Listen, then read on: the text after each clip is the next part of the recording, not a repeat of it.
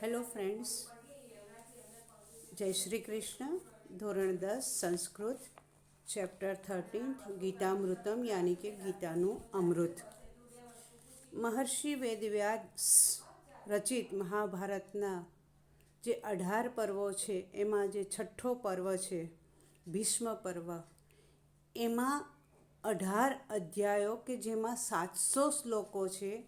એ અધ્યાય શ્રીમદ ભગવદ્ ગીતા તરીકે સ્વતંત્ર ગ્રંથ ગણાય છે. એનો મહાભારતનો અંશ હોવા છતાં શ્રીમદ ભગવદ્ ગીતા સ્વતંત્ર ગ્રંથ ગણાય છે. અને તે કેટલો પવિત્ર છે અને મહાનુભાવોએ તેમના ગીતાજી અંગે શું શું કહ્યું છે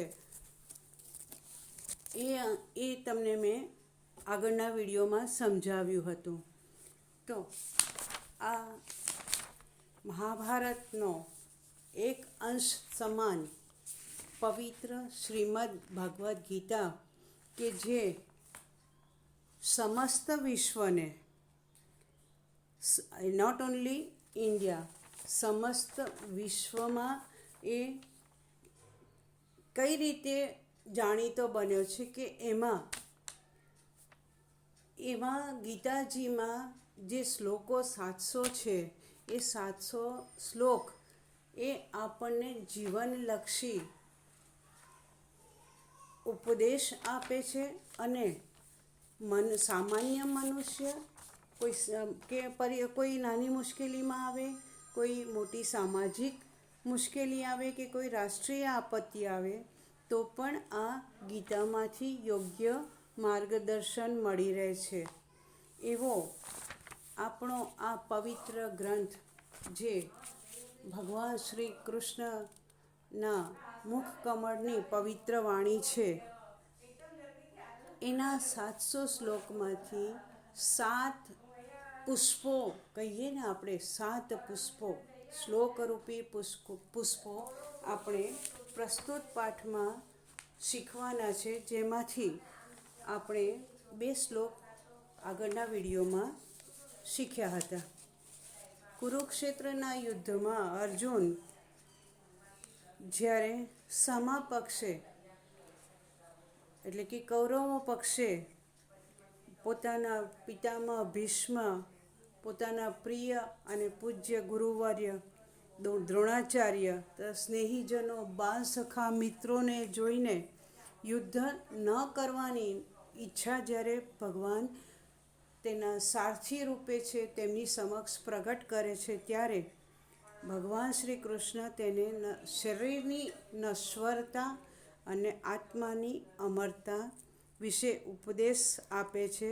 અને ફળની પરવા કર્યા વિના અવિરત કાર્ય કરતા રહેવાનું આ શ્લોકોમાં દર્શાવ્યું છે. અને એ ઉપદેશ ભગવાન શ્રી કૃષ્ણ યુદ્ધભૂમિમાં પોતાના પ્રિય સખા એવા અર્જુનને ઉપદેશ આપતા. પહેલા શ્લોકમાં આપણે જોયું હતું, ન જાય તે મ્રિયતે વા કદાચિત.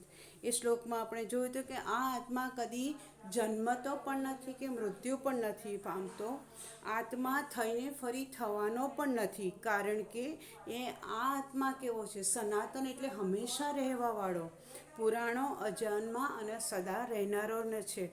આપણું શરીર નાશ પામશે પરંતુ આત્મા નાશ પામતો નથી. એ પુનઃ બીજા શરીરમાં આત્મા સ્વરૂપે તે પ્રવેશે છે.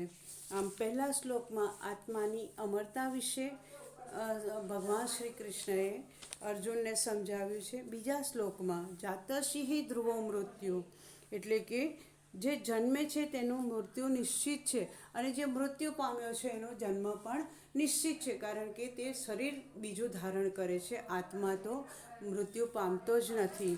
એટલે આમ જન્મ મૃત્યુની જે સાયકલ છે, ઘટમાળ છે, ચક્ર છે, ચાલ્યા જ કરવાનું છે. એને કોઈ ટાળી જ નથી શકવાનું. તો આવી ટાળી ન શકાય તેવી પરિસ્થિતિ માટે તારે શોક કે વિષાદ કરવો નહીં. આમ પહેલા શ્લોકમાં આત્માની અમરતા અને બીજા શ્લોકમાં જન્મ મરણની અનિવાર્યતા વિશે સમજાવતા ત્રીજા શ્લોકમાં ભગવાન શ્રી કૃષ્ણ અર્જુનને કહે છે, કર્મણ્યેવાધિકારસ્તે મા ફલેષુ કદાચન મા કર્મ ફલ હેતુર્ભૂ મા તે સંગોસ્ત્વ કર્મણિ. યાની કે કર્મણિ એવ તે અધિકારઃ. કર્મણિ એવ તે અધિકાર એટલે કે કર્મ કરવામાં જ તારો અધિકાર છે. ફલેષુ કદાચનમાં, ફલેષુ કદાચનમાં એટલે ફળની બાબતમાં કદી પણ નહીં, એમાં તારો અધિકાર નથી. ફક્ત તારે કર્તવ્ય જ કરવાનું છે. અને કર્તવ્ય અકર્તવ્યનો પણ બીજા શ્લોકોમાં ભગવાને એને ભેદ સમજાવ્યો છે. પરંતુ અહીંયા તો એ કહે છે કે તારે ફક્ત ફળની બાબતમાં તારો અધિકાર નથી, કર્મ કરવામાં તારો અધિકાર છે. અને એના માટે થઈને તું મા કર્મ ફલ હેતુર્ભૂ એટલે કે તું કર્મના ફળની ઈચ્છાવાળો થઈશ નહીં. કર્મફળ હેતુ હું માં એટલે નહીં અને ભૂ એટલે થઈશ, એટલે કે કર્મના ફળની ઈચ્છાવાળો તું કદી જ ન થઈશ. પરિણામ જે આવવાનું હશે તે આવવાનું જ છે. એમાં હું કે તું કરી નથી કાંઈ જ નથી કરી શકવાના. એટલે જે કર્મમાં તારો અધિકાર છે એ તારે કર્મ કરવાનું જ છે. અને કહે છે કે માતે સંગોસ્ત્વ કર્મણી એટલે કે કર્મ ન કરવાની એટલે કરવામાં પણ તારો સંગ ન થાય.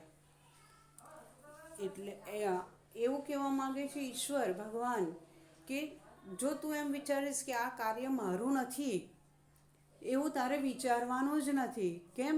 કારણ કે અત્યારે તું યુદ્ધ નહીં કરે, પરંતુ એ લોકોનું મૃત્યુ નિશ્ચિત જ છે. તો તું નહીં મારે તો કોઈ બીજા એને મારશે. માટે તું એવો વિચાર ન કર કે કર્મ ન કરવામાં તારો સંગ થાય.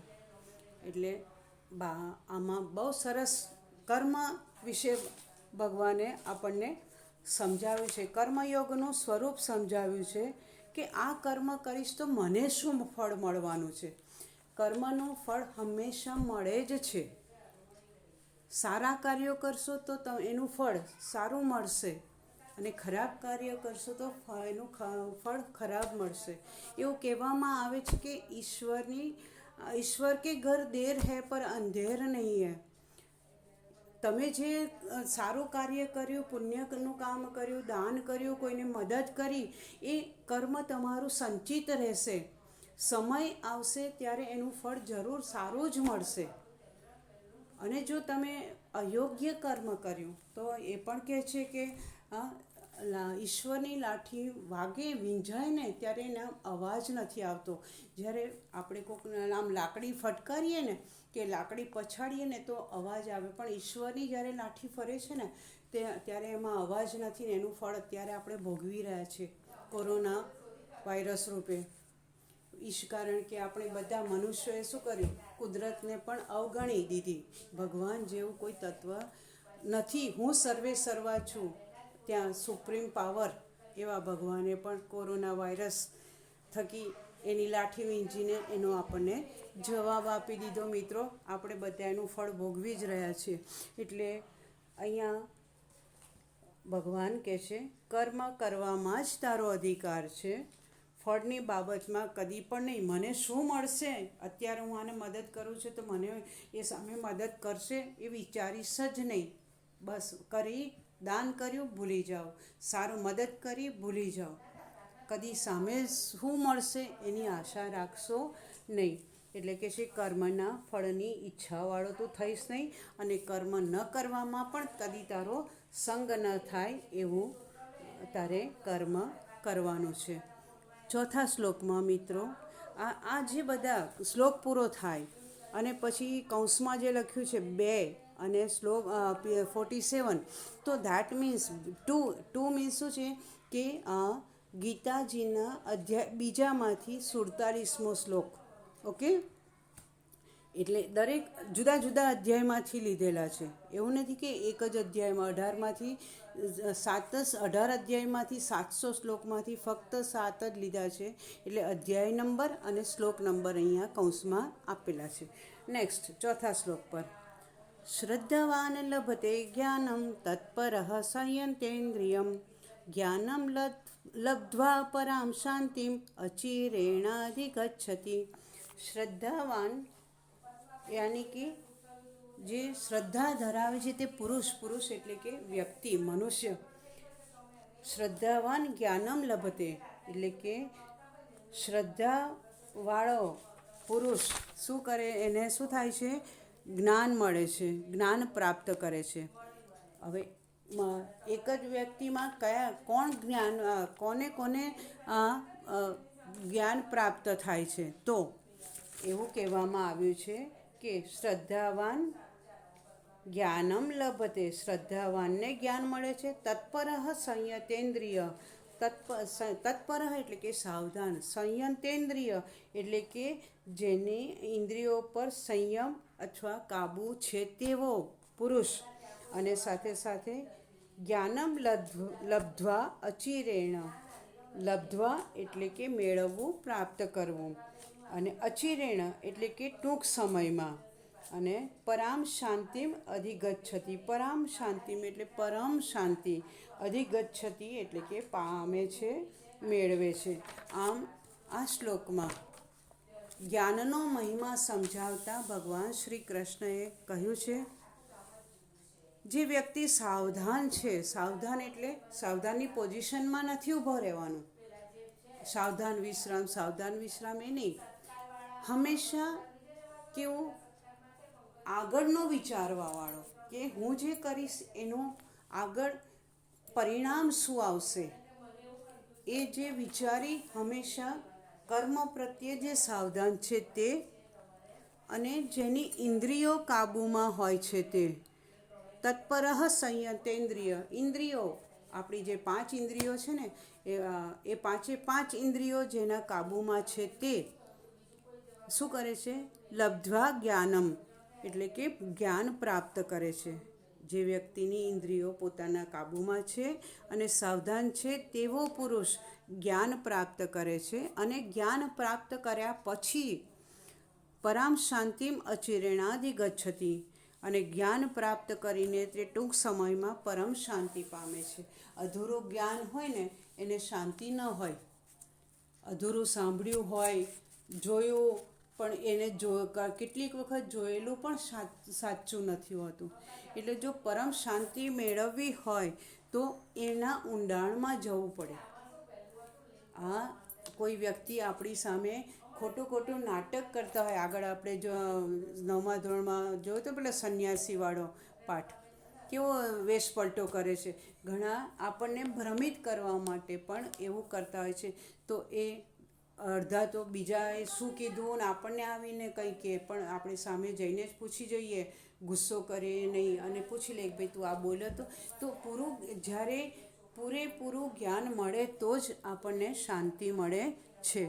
એટલે આ શ્લોકમાં જ્ઞાનનો મહિમા દર્શાવતા ભાષાંતર કરીએ. સાવધાન અને જેની ઇન્દ્રિયો કાબૂમાં હોય તેવો શ્રદ્ધાવાન પુરુષ જ્ઞાન પ્રાપ્ત કરે. શ્રદ્ધાવાન એટલે કે શ્રદ્ધા ધરાવવાની, વિશ્વાસ રાખવાનો. શ્રદ્ધા એટલે કે વિશ્વાસ રાખવાનો. ઈશ્વર જે કરે છે તે સારું જ કરે છે. હા, આપણને એમ થાય કે મારી સાથે જ કેમ આવું થાય છે, પણ મારી સાથે જ આવું થવામાં કંઈક પાછળ કંઈક સારું બનવાનું છે, માટે આપણને તે આવું આપણી સાથે કરે છે. એટલે કદી ભગવાનની સમક્ષ તું મારી સાથે જ કેમ આમ કરે છે એવી ફરિયાદ નહીં કરવાની. તું જે કરે છે સારું જ છે એમ માની એનામાં વિશ્વાસ અને શ્રદ્ધા રાખીએ તો એવા વ્યક્તિ જ્ઞાન પ્રાપ્ત કરે છે, અને જ્ઞાન પ્રાપ્ત કરીને તે ટૂંક સમયમાં પરમ શાંતિને પામે છે. નહીં તો મનમાં અસંતોષ જ રહ્યા કરે, ભગવાન મારી જ જોડે આવું કરે છે, મારી જ જોડે આવું કરે છે, મનમાં શાંતિ જ ન થાય. ઊંઘમાં પણ એ જ આપણને દેખાયા કરે. 5મો શ્લોક. ચતુર્વિદ્યા ભજન્તે મામ જનાઃ સુકૃતિનો અર્જુન આર્તો જિજ્ઞાસુ હું અર્થાર્થી જ્ઞાનીમ ચ ભરતશર્ભ.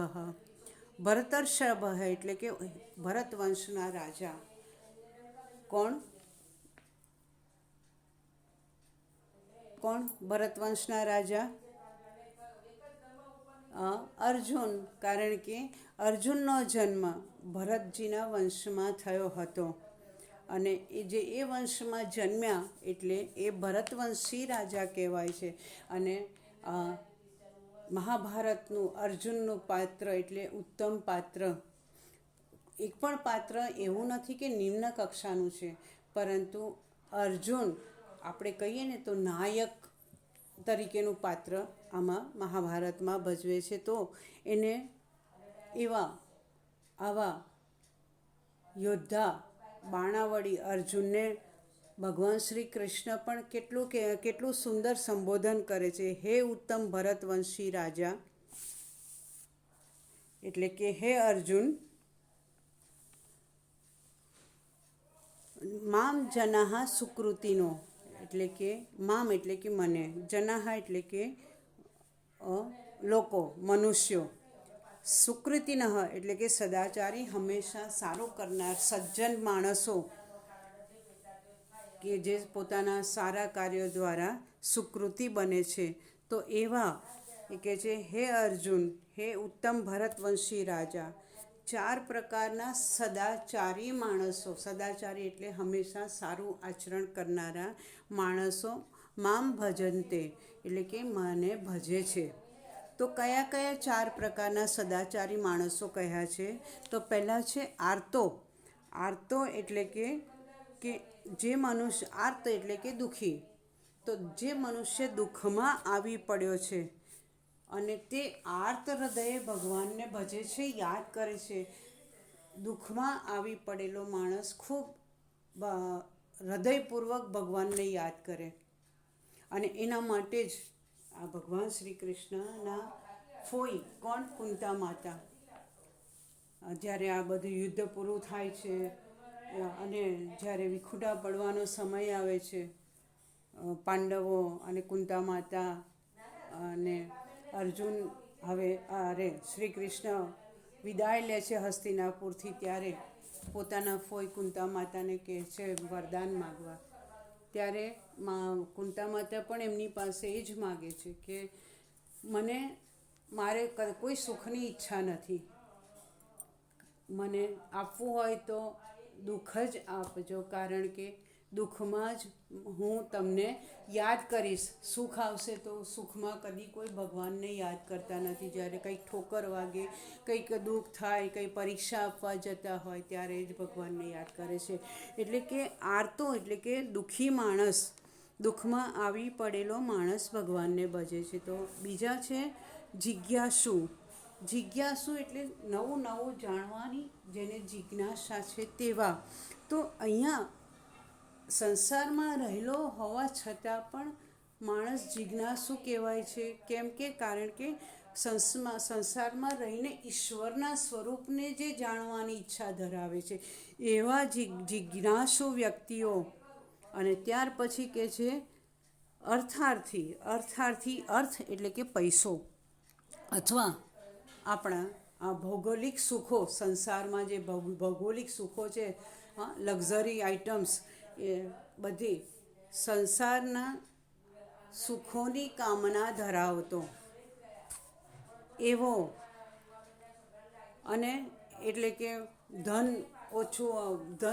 વધુ ને વધુ ધન કમાવવું, સારું ભણ્યા, પદ પ્રતિષ્ઠાવાળું મળે, હું IAS બનું, હું પ્રિન્સિપાલ બનું, હું ડૉક્ટર બનું, કે રાજકારણી બનું, પ્રધાનમંત્રી બનું. તો પદની જે ઈચ્છા ધરાવે છે, જે ધનની ઈચ્છા ધરાવે છે, જેને પોતાને બાળકો નથી એ સંતાનની ઈચ્છા ધરાવે છે, એટલે આ સાંસારિક પદાર્થોની જે વસ્તુઓની જે ઈચ્છા ધરાવે એને શું કહેવામાં આવે છે? અર્થાર્થી. અને ચોથો છે, કોણ છે ચોથો? જ્ઞાની. એટલે કે જ્ઞાન સંપન્ન વિદ્વાન, કે જેમણે જ્ઞાન, આપણે આગળ ઉપર જોયું ને કે જિજ્ઞાસુ તો ભગવાનને જેણે જાણી લીધા છે, ભગવાનના સ્વરૂપને જેણે જાણી લીધું છે. અને સંસાર અનિત્ય છે, કારણ કે જન્મ મૃત્યુ જે ચક્કર ચાલે છે, અને આત્મા અમર છે, અને ઈશ્વર એક જ છે. તો ઈશ્વરના સ્વરૂપને, સંસારની અનિત્યતાને અને આત્માની અમરતા જેને જાણી લીધી છે, જેને જ્ઞાન થઈ ગયું છે આ બધાનું, એવા જ્ઞાની, એવા જ માણસો મને ભજે છે. તો આનો આપણે ભાષાંતર જોઈએ કે હે અર્જુન, હે ભરતવંશી રાજા, 4 પ્રકારના સદાચારી માણસો મને ભજે છે: આર્ત, જિજ્ઞાસુ, અર્થાર્થી અને જ્ઞાની. હવે 6ઠ્ઠો શ્લોક, જે 12મા અધ્યાયનો 15મો શ્લોક છે તે: યસ્માન્નો દ્વિજતે લોકો લોકાન્નો દ્વિજતે ચ યઃ હર્ષામર્ષ ભયોદ્વેગૈ મુક્તો યઃ સ ચ મે પ્રિયઃ. બહુ સરસ છે કે યસ્માન્નો દ્વિજતે લોકો, દ્વિજ એટલે ઉદ્વિજ્યતે, લોકઃ યસ્માત ન ઉદ્વિજયતે, ઉદ્વિજય એટલે કે ઉદ્વેગ પામવો, વિષાદ થવો, દુઃખ થવું. તો એમ કહે છે ભગવાન આ શ્લોકમાં કે જેનાથી લોકો ઉદ્વેગ પામતા નથી. ભગવાન ગમે એટલા દુઃખ આપે પણ આપણે ભગવાન પ્રત્યે કોઈ રોષ પ્રગટ કરીએ છીએ? એમની ઈર્ષ્યા કરીએ છીએ? ના. તો જેમ આપણે ભગવાન કે બીજા સારું જે આપણી સાથે આચરણ કરે છે એનાથી કદી આપણને ઉદ્વેગ કે વિષાદ થતો નથી. એટલે એમાં કહે છે કે જેનાથી કોઈ લોકો કે પ્રાણીઓ ઉદ્વેગ પામતા નથી. અને સાથે સાથે એવું કહેવામાં પણ આવ્યું છે યહ ચ લોકાત ન ઉદ્વિજ્યતે એટલે કે ઉદ્વેગ પામે છે. હવે માની લો કે મને તમારાથી ઉદ્વેગ થયો અને તમને મારાથી ઉદ્વેગ થયો, એટલે કે રોષ થયો, ગુસ્સો આવ્યો, તો તમે મારાથી રોષે ભરાયા અને હું તમારાથી રોષે ભરાઈ. એટલે બંને પરસ્પર એકબીજાથી રોષ, સંતાપ કે ઉદ્વેગ પામે છે. એવા એકબીજાથી ઉદ્વેગ પામતા એ ત્યાર પછી એટલે પામતા નથી, ન હું તમારાથી ન તમે મારાથી, એટલે એકબીજાથી કોઈ ઉદ્વેગ કે રોષ પામતા નથી. તેવા ત્યાર પછી કહે છે હર્ષ મર્ષ ભયોદ્વેગૈ, એટલે કે જે વ્યક્તિ અમર્ષ એટલે કે અસહનશીલતા એટલે કે જે પરિસ્થિતિ સહન ન થઈ શકે તે, અથવા અનુકૂળ સ્થિતિમાં હર્ષનો અનુભવ થાય અને પ્રતિકૂળ સ્થિતિમાં શું થાય? દુઃખનો અનુભવ થાય. એવા એટલે કે હર્ષ, અસહનશીલતા, ભય એટલે કે ભય, અને ભય ઉદ્વેગાહ એટલે કે ઉદ્વેગ. એટલે આ બધાથી જે મુક્ત થયેલો છે એનો હર્ષની પરિસ્થિતિ હોય, સારી પરિસ્થિતિ હોય, ખરાબ પરિસ્થિતિ હોય, સહન કરી શકાય તેવી પરિસ્થિતિ હોય, સહન ન કરી શકાય તેવી પરિસ્થિતિ હોય, ભય કે ઉદ્વેગ જેવી પરિસ્થિતિમાં પણ કોઈ એના પરે રહે છે. એટલે કે આવી પરિસ્થિતિમાં પણ નિર્લેપ રહે છે, બધી જ પરિસ્થિતિઓને સહર્ષ સ્વીકારી લે છે નિર્લેપ રહીને. એવો મનુષ્ય શું કરે છે? તે મને યહ સ ચ મે પ્રિય, યહ એટલે તેવો વ્યક્તિ, તેવો પુરુષ, તેવો માણસ, મે પ્રિય એટલે કે મને પ્રિય છે. આ શ્લોક મિત્રો આપણે મોઢે કરવાનો છે. પછી હું કહું છું કયા કયા શ્લોકો મોઢે કરવાના, કયા અર્થ વિસ્તારમાં. આનો અનુવાદ જોઈ લઈએ મિત્રો. જેનાથી કોઈ લોકો કે પ્રાણીઓ ઉદ્વેગ પામતા નથી અને જે પોતે લોકોથી પણ સંતાપ કે ઉદ્વેગ પામતો નહીં.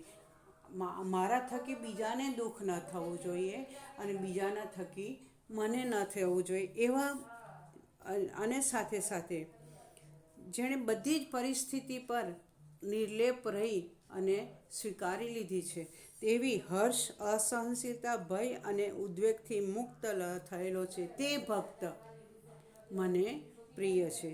તે ભક્ત મને હંમેશા યાદ કરતો રહે માટે મારો ભક્ત છે ને એવો મને પ્રિય છે. બહુ બધું આનું તો વિવેચન કરી શકાય એવું છે. આપણી પાસે સમયની ખૂબ મર્યાદા છે એટલે આપણે બહુ આગળ ઊંડા તત્વજ્ઞાન પર જતા નથી. લાસ્ટ એન્ડ લીસ્ટ છેલ્લો શ્લોક મિત્રો. પ્રવૃત્તિમ ચ નિવૃત્તિમ ચ કાર્યાકાર્ય ભયાભયે બંધમ મોક્ષમ ચ યો વેત્તિ બુદ્ધિ સા પાર્થ સાત્વિકી. પ્રવૃત્તિમ ચ નિવૃત્તિમ ચ, પ્રવૃત્તિ એટલે કાર્યરત રહેવું અને નિવૃત્તિ એટલે કે વ્યવહાર કાર્યમાં નિષ્ક્રિય થઈ જવું. જો નોકરી કરતા હોય તો 58 વર્ષે, કોઈ જગ્યાએ 58 વર્ષે, 58 તો કમ્પલસરી છે. 58 કોઈ સંસ્થા, કોઈ સેન્ટ્રલ ગવર્મેન્ટ કે એવામાં 60 વર્ષે, કોલેજોમાં હોય તો 62, તમે સ્વસ્થ હોય તો 62 વર્ષે નિવૃત્તિ મળે છે. અને ત્યાં આમ આ નિવૃત્તિની વય કહેવાય છે. પછી બીજી નિવૃત્તિની વય કઈ તો જ્યારે આપણે આપણા બાળકોની બધી જ જવાબદારીમાંથી મુક્ત થઈ જઈએ, એમને સારું ભણતર આપ્યું, સારી કેળવણી આપી, સારા સંસ્કાર આપ્યા, તેમના યોગ્ય પાત્ર સાથે લગ્ન કરાવ્યા અને જવાબદારી પોતાના બાળકોમાંથી આપણી પૂર્ણ થઈ જાય. એટલે સંસારથી નિવૃત્ત નથી થતા, જવાબદારીમાંથી નિવૃત્ત થઈ જાય છે. તો એટલે કે છે કે પ્રવૃત્તિમાં કે નિવૃત્તિમાં પછી કાર્ય એટલે કે કર્તવ્ય અને અકર્તવ્ય, અને પછી ભયાભયે, ભય અને ભય અભય. ભયાભય એટલે કે ભય અભય એટલે કે ભયમ ચ અભયમ ચ, ભય અને અભય એવી પરિસ્થિતિ. ત્યાર પછી બંધમ ચ મોક્ષમ ચ એટલે કે બંધન અને મોક્ષને. ચ યો વેતિ, યો એટલે જે, વેતિ એટલે જાણવું, જાણે છે. સા બુદ્ધિ એટલે કે તેવી બુદ્ધિ, કેવી છે? પાર્થ સાત્વિકી એટલે કે સાત્વિક બુદ્ધિ છે. કાર્યો પણ 3 પ્રકારના હોય છે, ભોજન પણ 3 પ્રકારનું હોય છે, બુદ્ધિ પણ 3 પ્રકારની હોય છે, તમસ, રજસ અને સાત્વિક. તો જેમ ભોજન એવું હોય છે એમ બુદ્ધિ પણ 3 પ્રકારની હોય છે. જોજો, કેટલાકને હંમેશા સારું જ દેખાતું હોય અને સારા જ કાર્યો કરવાનું, કોઈના પ્રત્યે કોઈ પ્રત્યે દ્વેષ ન હોય, કોઈનામાં કોઈ દુર્ગુણ ન દેખાય એવા, અને કેટલાકને બીજાના અવગુણ જ દેખાય, અને કેટલાકની બુદ્ધિ એવી ભ્રષ્ટ હોય, ખોટા જ કાર્યો કરવામાં એની બુદ્ધિ ચાલતી હોય. તો આવી 3 પ્રકારની જે બુદ્ધિ છે, તો એમાં અહીંયા જે સાત્વિકી બુદ્ધિ છે એના વિશે સમજાવ્યું છે મિત્રો. એમાં ભગવાન પાર્થ એટલે કે હે પાર્થ, અર્જુનને કહે છે, યા બુદ્ધિ પ્રવૃત્તિમ ચ નિવૃત્તિમ ચ, જે બુદ્ધિ પ્રવૃત્તિ અને નિવૃત્તિ, કાર્ય એટલે છે કાર્યમ ચ અકાર્યમ ચ. તો કાર્યમાં એટલે કે કર્તવ્ય અને અકર્તવ્યમાં જે ભેદ સમજે છે, પ્રવૃત્તિમાં શું કરવું, નિવૃત્તિમાં શું કરવું, એ જે સમજે છે તે.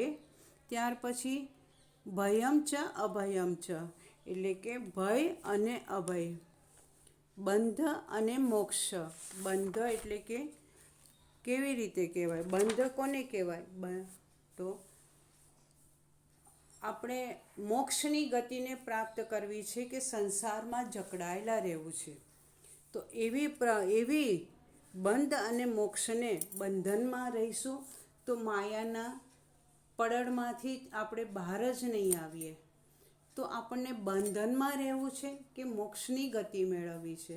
તો આવી બુદ્ધિ કેવી છે? એ સાત્વિકી બુદ્ધિ છે. જે એટલે કે આમાં સારા નરસાનો ભેદ દર્શાવતા સાત્વિકી બુદ્ધિનું નિરૂપણ આમાં કરવામાં આવ્યું છે આ છેલ્લા શ્લોકમાં.